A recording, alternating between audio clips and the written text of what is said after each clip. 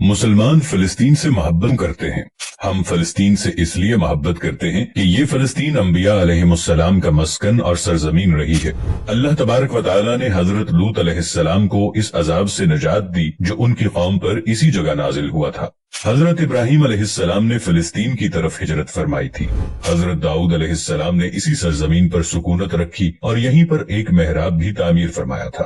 حضرت سلیمان علیہ السلام نے اسی ملک میں بیٹھ کر ساری دنیا پر حکومت فرمائی۔ چیونٹیوں کا وہ مشہور قصہ جو قرآن پاک کی سورۃ النمل میں درج ہے، جس میں ایک چیونٹی نے اپنی باقی ساتھیوں سے کہا تھا کہ اے چیونٹیوں اپنے بلوں میں گھس جاؤ، مبادا کہ حضرت سلیمان علیہ السلام کے گھوڑے تمہیں کچل نہ ڈالیں۔ یہی اس ملک میں واقع اسقلان شہر کی ایک وادی میں پیش آیا تھا، جس کا نام بعد میں وادی النمل یعنی چیونٹیوں کی وادی رکھ دیا گیا تھا۔ حضرت زکریا علیہ السلام کا محراب بھی اسی شہر میں ہے۔ حضرت موسیٰ علیہ السلام نے اسی ملک کے بارے میں اپنے ساتھیوں سے کہا تھا کہ اس مقدس شہر میں داخل ہو جاؤ۔ انہوں نے اس شہر کو مقدس اس کے شرک کے پاک ہونے اور انبیاء علیہ السلام کا مسکن ہونے کی وجہ سے کہا تھا۔ اس شہر میں کئی معجزات وقوع پذیر ہوئے، جن میں ایک کنواری بی بی حضرت مریم علیہ السلام کے بطن سے حضرت عیسیٰ علیہ السلام کی ولادت مبارکہ بھی ہے۔ حضرت عیسیٰ علیہ السلام کو جب ان کی قوم نے قتل کرنا چاہا تو اللہ تبارک و تعالی نے انہیں اسی سرزمین سے آسمان پر اٹھا لیا تھا۔ قیامت کی علامت میں سے ایک حضرت عیسیٰ علیہ السلام کا زمین پر واپس تشریف لانا اسی شہر کے مقام سفید مینار کے پاس ہوگا۔ اسی شہر کے ہی مقام باب لد پر حضرت عیسیٰ علیہ السلام مسیح دجال کو قتل کریں گے۔ فلسطین ہی ارض محشر ہے۔ اسی شہر سے ہی یاجوج ماجوج کا زمین میں قتال اور فساد کا کام شروع ہوگا۔ اسی شہر میں وقوع پذیر ہونے والے قصوں میں سے ایک قصہ طالوت اور جالوت کا بھی ہے۔ فلسطین کو نماز کی فرضیت کے بعد مسلمانوں کا قبلہ اول ہونے کا اعزاز بھی حاصل ہے۔ ہجرت کے بعد حضرت جبرائیل علیہ السلام دوران نماز ہی حکم ربی سے آقا علیہ السلام کو مسجد اقصی سے بیت اللہ یعنی مکہ مکرمہ کی طرف رخ کرا گئے تھے، اور جس مسجد میں یہ واقعہ پیش آیا وہ مسجد آج بھی مسجد قبلتین کہلاتی ہے۔ حضور اکرم صلی اللہ علیہ وآلہ وسلم معراج کی رات آسمان پر لے جانے سے پہلے مکہ مکرمہ سے یہاں بیت المقدس یعنی فلسطین لائے گئے۔ سرکار دو عالم صلی اللہ علیہ وآلہ وسلم کی اقتداء میں انبیاء علیہ السلام نے یہاں نماز ادا فرمائی۔ اس طرح فلسطین ایک بار پھر سارے انبیاء کا مسکن بن گیا۔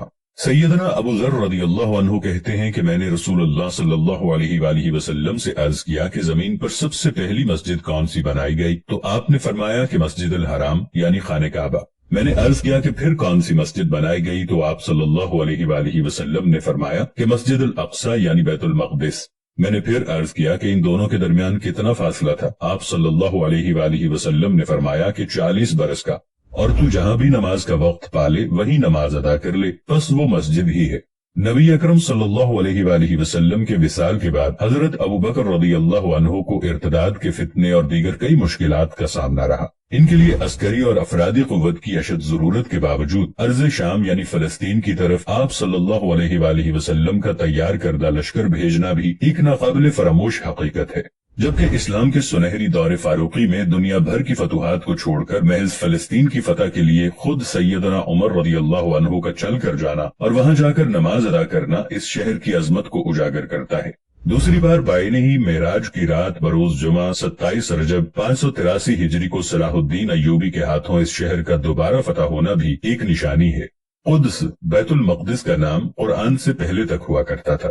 قرآن نازل ہوا تو اس کا نام مسجد اقصی رکھ دیا گیا۔ قدس اس شہر کی اس تقدیس کی وجہ سے ہے جو اسے دوسرے شہروں سے ممتاز کرتی ہے۔ اس شہر کے حصول اور اسے رومیوں کے جبر و استبداد سے بچانے کے لیے 5000 سے زائد صحابہ کرام نے جام شہادت نوش کیا، اور شہادت کا باب آج تک بند نہیں ہوا۔ یہ سلسلہ ابھی تک جاری ہے، اسی لیے یہ شہر شہیدوں کا شہر ہے۔ مسجد اقصی اور بلاد شام کی اہمیت بالکل حرمین شریفین جیسی ہے۔